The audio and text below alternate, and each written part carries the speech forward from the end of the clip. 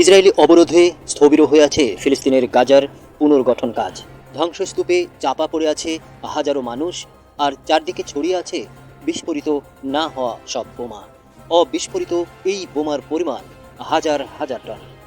এছাড়া মানবিক সহায়তা ও ভারী যন্ত্রপাতি ঢুকতে না দেওয়ায় বিপন্ন হয়ে পড়েছে গাজার বেঁচে থাকা মানুষের জীবনও। সোমবার ২৭ অক্টোবর এক প্রতিবেদনে এই তথ্য জানিয়েছে সংবাদ মাধ্যম আল জাজিরা।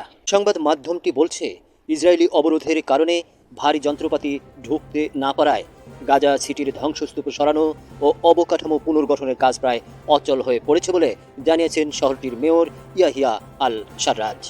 একই সঙ্গে তিনি সতর্ক করে বলেছেন, গোটা গাজা জুড়ে হাজার হাজার টন বিস্ফোরিত না হওয়া ইসরায়েলি বোমা এখন মানুষের জীবনের জন্য মারাত্মক হুমকি হয়ে আছে।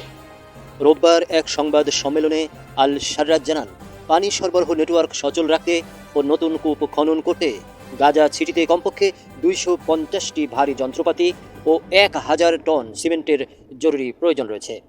কিন্তু আল জাজিরার গাজার প্রতিবেদক হিন্দ খুদারি জানিয়েছেন, এত বড় চাহিদার বিপরীতে এখন পর্যন্ত মাত্র ৬টি ট্রাক সীমান্ত পেরিয়ে গাজায় ঢুকতে পেরেছে।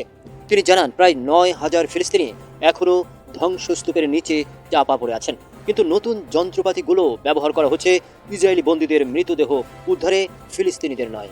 খুদারি বলেন, ফিলিস্তিনিরা জানেন যতক্ষণ না সব ইসরায়েলি বন্দীর মরদেহ ফেরত দেওয়া হচ্ছে ততক্ষণ যুদ্ধবিরতিতে কোনো অগ্রগতি হবে না।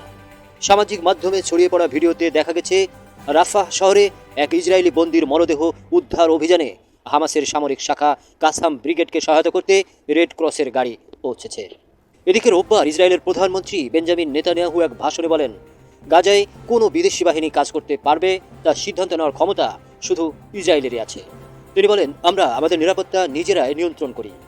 আমরা আন্তর্জাতিক সংস্থাগুলোকে জানিয়ে দিয়েছি, গাজায় কোন বাহিনী গ্রহণযোগ্য নয় তা আমরাই নির্ধারণ করব।